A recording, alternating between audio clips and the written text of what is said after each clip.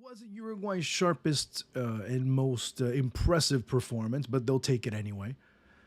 And from a perspective of being on the outside looking in, it's also one of these performances where maybe, just maybe,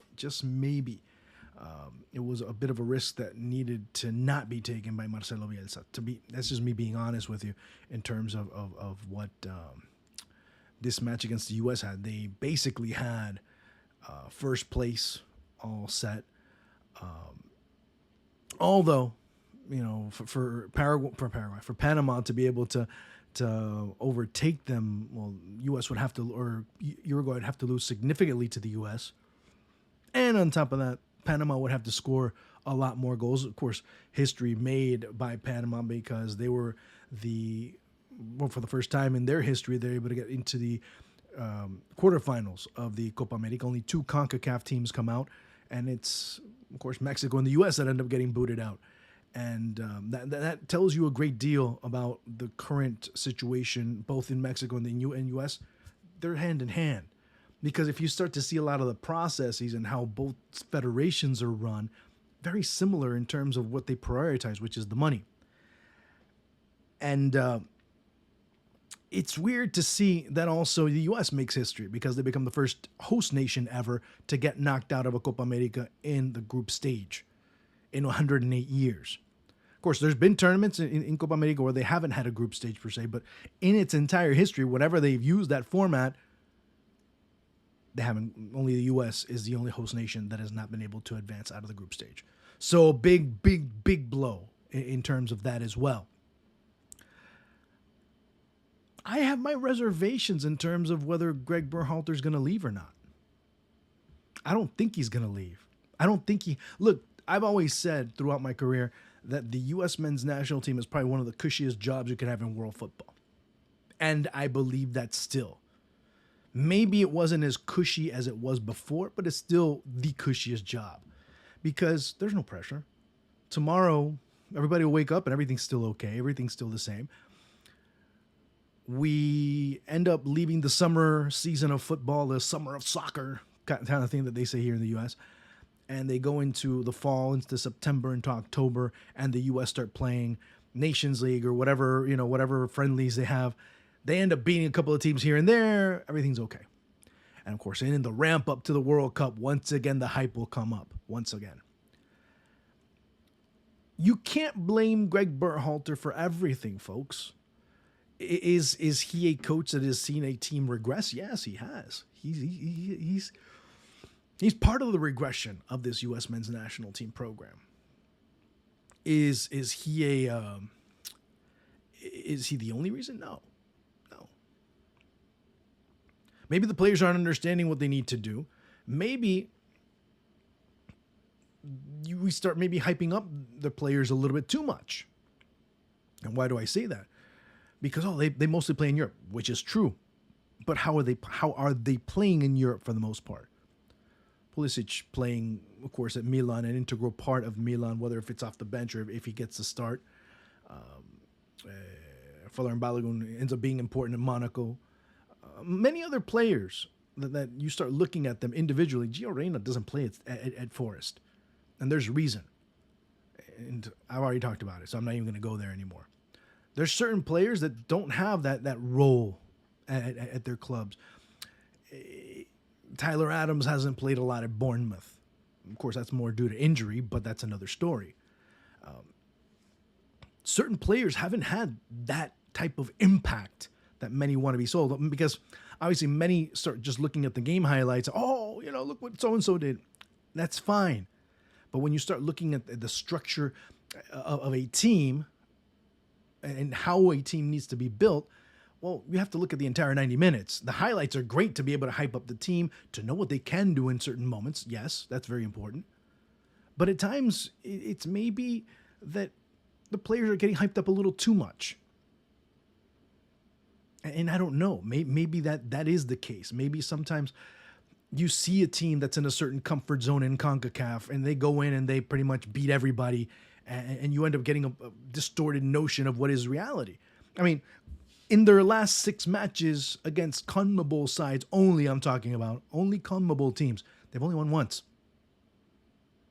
I even went further, and it's respectable. It's not, I mean, the record that they have since 2015 is 7 wins, 8 losses, and 7 draws.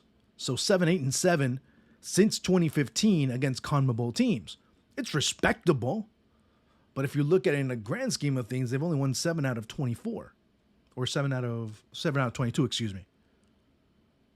7 out of 22 matches against CONMEBOL teams.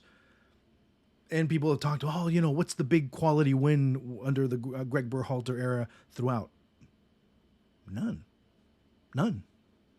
whatsoever. So, again, is it his fault? Yeah, there is some fault.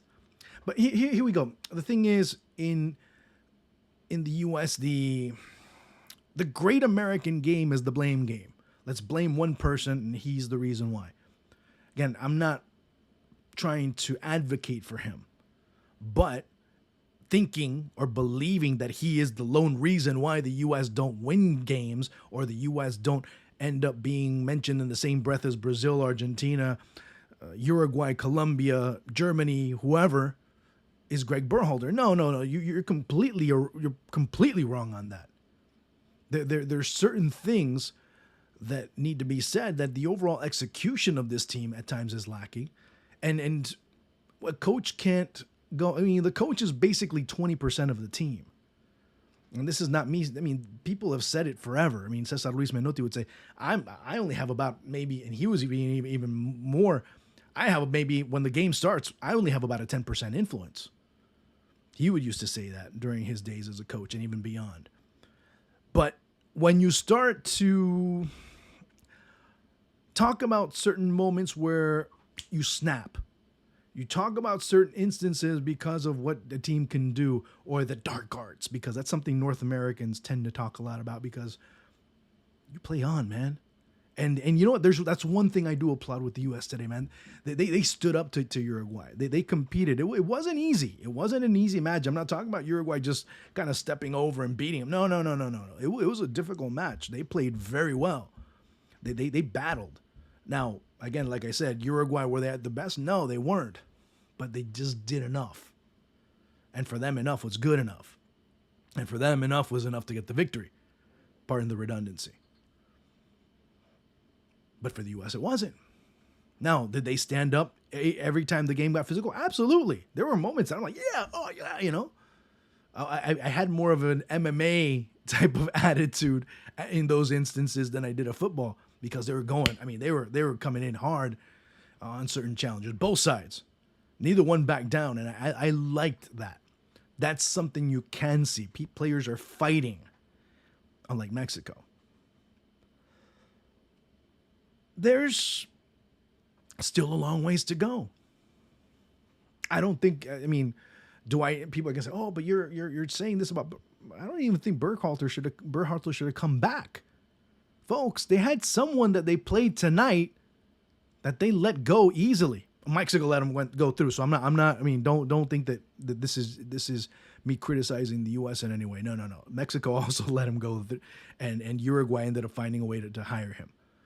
Talk about Marcelo Bielsa, of course. The U.S. have a lot of chances to find coaches, but there's certain hang-ups that there are within the football community about certain coaches and certain things and certain changes in terms of what they're looking at having. Because with let's say Marcelo Bielsa is interested.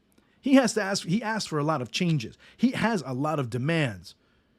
Are U.S. Soccer willing to do something like that? Because you need to have someone like a Marcelo Bielsa, because he's going to be wanting to be involved at the under 15s, at the under 17s, at the under 19s, at the under 20s, at the under 23s, and at the senior side, of course. He wants to be involved with everything. And, of course, the way they eat, the way they train, the periodization in terms of what they're learning, and how they will be understanding a system of play under Marcelo Bielsa. And he has demands. He has demands in terms of the structure, in terms of the training complex, what they need to do, where things need to be, how many of this, how many of that. Are U.S. Soccer willing to have that? Because that's the investment that they need to make if they're looking to make. I mean, this is not now. I'm not even talking about the players. If their investment's here, they need to make the investment here now, in order to see a return, which would be, well, I don't know what, maybe having them be in the conversation in terms of a top team, well, top 20 team in the world. They can compete against CONMEBOL teams. And what I mean compete is not just, hey, we're keeping it close. No, it's keeping it close, winning more often than losing, and getting results more often than not. And having a style of play and having an identity, because forever we've heard about the identity that the U.S. should have or don't have, but there's one that they never ever dare say, because it's always a German coach, it's always a U.S. coach, it's always an English coach, it's always a Europe. They always look at Europe, but they never look down south. Now, whenever they need a different player, they always look down south. That's for sure. That's when that's okay. But again, there are a lot of things that need to be fixed at that level, because at that level is when everything trickles down and you start to see the results like today. You start seeing the results against Panama. You start seeing the results against, well, Bolivia, too, at times. Because they play against lesser teams, and Bolivia is a much lesser team. Mind you, Bolivia ended up scoring a goal, one more than Chile and Peru. So that's on the side as well. But Peru, from a football standpoint, are probably one of the poorest, if not the poorest team in this competition. And I'm including Jamaica, I'm including Paraguay, and of course the others that are mentioned as well. So where are we here? Again, I'll say it and people will take it as a criticism. No, because you hate, because you this, because you that. Okay, fine. If that's what you think. But at the end of the day, it's still the same thing. I mean, look, we see everything that's going on, and the medicine is always more business than the cure. That illusion of wanting to be over there, of how do I get over there, is much more profitable than being there and staying there and seeing how we can be better than we are right now, being at the top. That's not business. That's not good business for many. It's not good business here. It's not good business in Mexico. And I'm always going to, every time I say the U.S., it always ends up being just as applicable in Mexico. Plain and simple. So don't think that it's me picking on one. It's me picking on two, basically. And not even picking on the game. I'm picking on the people that run the game in Mexico and in the U.S. Because that's where their priorities lie. There's a lot more things I could talk about. But ladies and gentlemen, let's not kid ourselves. This team's not ready for 2026 today. Now, there could be a breakthrough and a new coach comes in and he ends up really tapping into, and next year we're saying, hey, you know what? There's a possibility this team could make a run. Yeah, there's a possibility. But that's not going to happen yet because there's no pressure on Berhalter.